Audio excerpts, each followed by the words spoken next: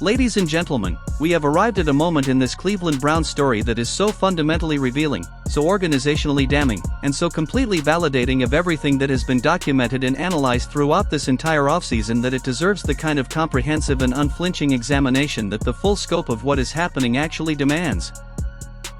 Because what we are witnessing right now is not a minor shift in media coverage or a routine recalibration of journalistic takes in response to new information. What we are witnessing is the complete and total collapse of a coordinated narrative that was built on organizational agendas rather than football evidence, amplified through media relationships rather than honest reporting, and sustained through access dynamics rather than genuine journalistic integrity. The house of cards is falling. And the speed at which it is falling tells you everything you need to know about how hollow the foundation beneath it actually was.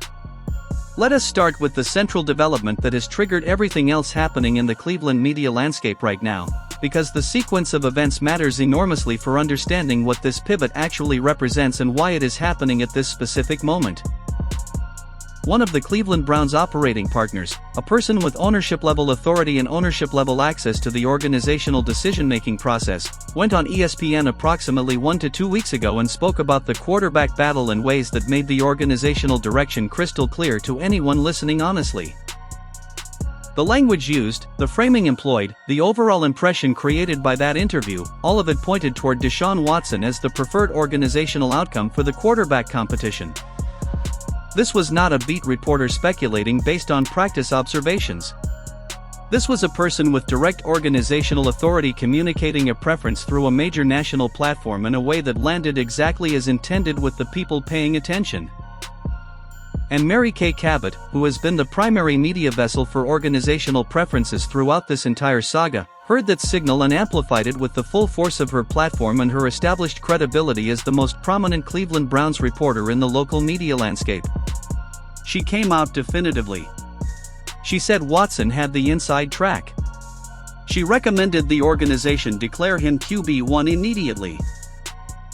She was not hedging or offering a measured analytical assessment of a genuinely competitive situation.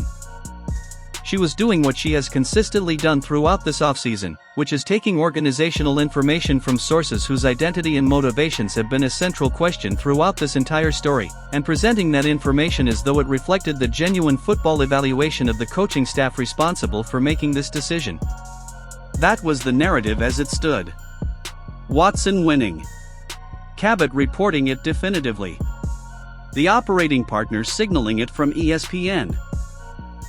The machinery of organizational preference operating at full speed through every available channel. And then something happened. Something changed inside that building.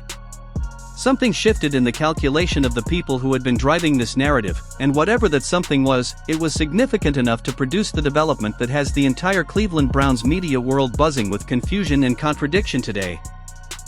Mary Kay Cabot is now saying she does not know who the starting quarterback is going to be. Read that twice. Let the full absurdity of that reversal land completely before we go a single step further. This is the same reporter who weeks ago was telling the entire Cleveland Browns fanbase and the entire national football media that Watson had the inside track and that the organization should name him the starter without delay.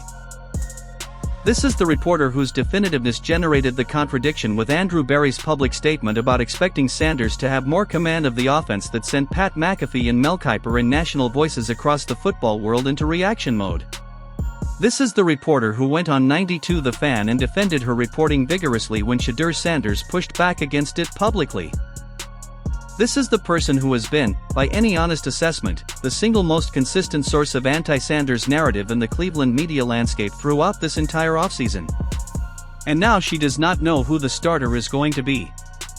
She is vague where she was once definitive. She is uncertain where she was once authoritative. She is introducing the kind of measured ambiguity that reporters employ when the ground beneath their previous reporting has shifted and the narrative they were building can no longer be sustained by the information they are receiving from the sources who were previously providing it with confidence and consistency. This is not a reporter who looked at the evidence and honestly updated her assessment because new information emerged that changed the picture. The evidence on the practice field has not changed in ways that would justify this dramatic a reversal in someone who was previously certain enough to recommend the organization declare Watson the starter immediately. Shedeur Sanders did not suddenly forget how to throw a football. The coaching staff did not suddenly reverse the evaluative investment they made in Sanders through the helmet camera and the first team reps and the commitment to resolving the competition before the end of camp. The draft class built around protecting and equipping Sanders specifically did not somehow become irrelevant to the organizational direction. What changed is the temperature inside the Cleveland Browns facility regarding the external narrative that certain organizational voices had been feeding through reporters. And the most likely explanation for that temperature change, the explanation that is most consistent with everything observable about the organizational dynamics that have been driving this story, is that the front office or the coaching staff or both have communicated to the people responsible for the narrative environment that the Watson first messaging has become a liability rather than an asset and needs to be reined in before it causes damage that cannot be managed. Mary Kay Cabot is in hot water. That is the most honest and most direct way to describe what her sudden pivot communicates about the internal organizational dynamics she is navigating. When a reporter who was the primary amplifier of a specific organizational agenda suddenly becomes uncertain about the very agenda she was amplifying, it means the people feeding her that agenda have either reversed course or have communicated that the level of public aggression with which she was promoting it has exceeded what they are comfortable sustaining given the backlash it has generated. ESPN Cleveland joined the public discussion this morning with a posture that can only be described as preemptive defensive positioning. They essentially came out with a "don't shoot the messenger" framing that reveals something deeply telling about the media environment surrounding this franchise. When outlets start defending themselves against the anticipated backlash of their coverage before the full consequences of that coverage have even materialized, it means those outlets understand on some level that the coverage was problematic and that the accountability for it is coming regardless of how it gets framed. The contradictions within the Cleveland Browns media ecosystem are now so stark and so publicly visible that they cannot be managed through careful language and strategic pivot. You had an operating partner signaling Watson on ESPN. You had Cabot reporting Watson definitively as the inside track. You had Andrew Berry saying he expects Sanders to have more command of the offense. You had Todd Monken guaranteeing the competition would be resolved before the end of camp. And now you have Cabot saying she does not know who the starter will be, after having previously been certain enough to recommend an immediate declaration. These are not slight variations in analytical perspective. These are fundamental contradictions that reflect an organization speaking out of multiple mouths simultaneously with different messages for different audiences through different channels, and the inevitable consequence of that approach is the complete breakdown of organizational credibility that we are now watching unfold in real time. Let us be completely direct about what drove this entire manufactured narrative from its origin, because the moment demands honesty about the root cause rather than satisfaction at watching the surface consequences play out.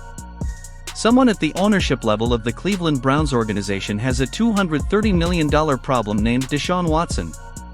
That contract exists. Those guarantees are real. The money has been committed and cannot be uncommitted regardless of what happens on any practice field or in any preseason game.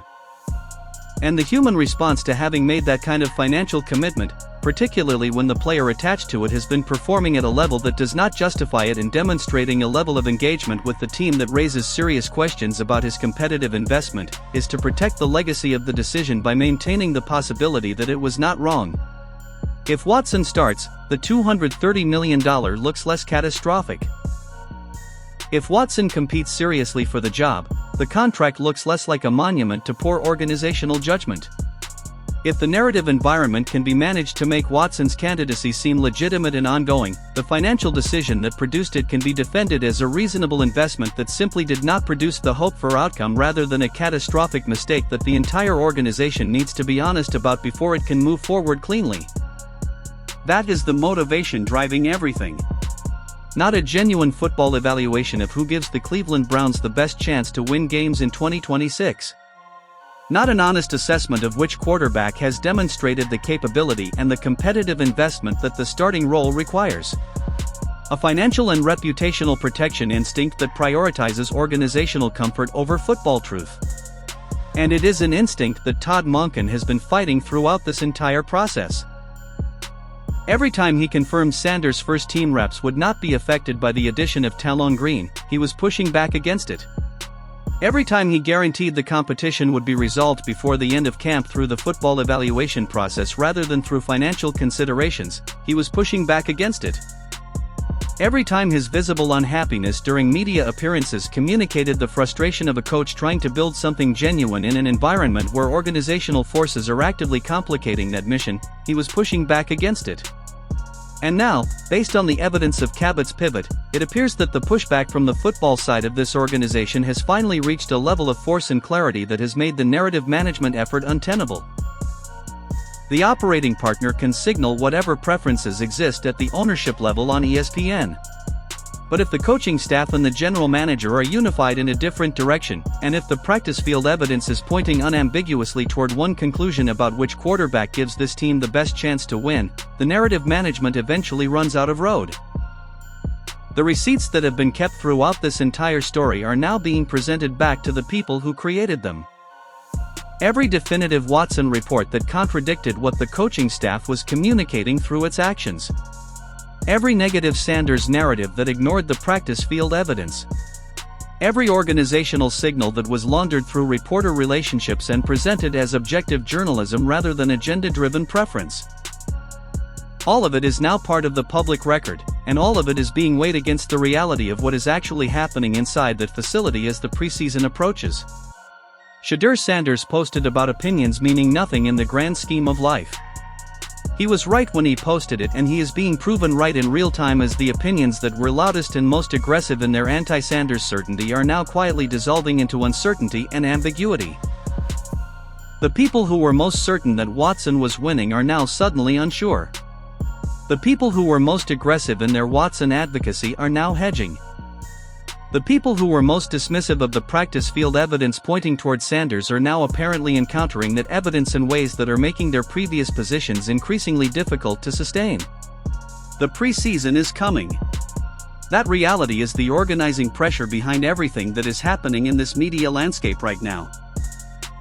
Because every reporter and every organizational voice and every person who has a stake in how this quarterback competition resolves understands that the preseason provides the one evaluation environment that cannot be managed, spun, narratively framed, or organizationally controlled. When these quarterbacks line up in live preseason games against actual NFL defenses with cameras rolling and scoreboards keeping track, the truth emerges regardless of what any operating partner said on ESPN and regardless of what any reporter published based on sources whose identity and motivations have been the central unresolved question of this entire saga. The reporters who were certain Watson was winning are not certain anymore because they can feel that preseason reality approaching, and they understand that their credibility depends on not being caught defending a position that the footage will demolish publicly and permanently. The pivot to uncertainty is not intellectual honesty. It is professional self-preservation. It is the media equivalent of updating a weather forecast from sunshine to clouds once you can actually see the storm coming, rather than because your analysis of the atmospheric conditions changed. Cleveland Browns fans deserve better than this. They deserve an organizational communication environment where what the operating partner says on ESPN and what the general manager says in press conferences and what the head coach communicates through his practice structure and what the leading beat reporter publishes as established fact are all reflections of the same organizational reality rather than competing narratives serving different interests. They deserve a media landscape where reporters identify their sources clearly enough for readers to understand whose interests are being served by the information being reported. They deserve coverage that applies equal standards of scrutiny to all parties in a quarterback competition rather than sustained negative focus on one quarterback while giving another a pass on behavior that would generate enormous coverage if the roles were reversed. They deserve the truth. Not the organizational preference dressed as truth. Not the access-driven narrative management dressed as journalism. The actual truth of what is happening on that practice field and in that facility and inside that quarterback competition. And the truth that the coaching staff's actions have been communicating consistently throughout this entire offseason, the truth that the draft class confirms through every selection made around the offensive infrastructure being built for a specific quarterback, the truth that the helmet camera and the first team reps and the commitment to resolution before the end of camp all point toward, has not changed. Shedeur Sanders is the quarterback this coaching staff is building around. He is the player whose success the entire organizational investment of this offseason has been designed to support. And the people who spent weeks telling you otherwise are now quietly admitting they are not so sure anymore. The receipts are being presented. The accountability is landing. The narrative is collapsing under the weight of its own contradictions. And Shadur Sanders, who graduated with his degree and posted about elevation and kept working and kept smiling and kept wearing the helmet camera and kept taking the first team reps, is still in that facility doing exactly what a franchise quarterback does. While the noise falls apart around him. The preseason is almost here. And the field is about to say everything that needs to be said. Shake the haters off. The truth is louder now than it has ever been. And it is only going to get louder from here.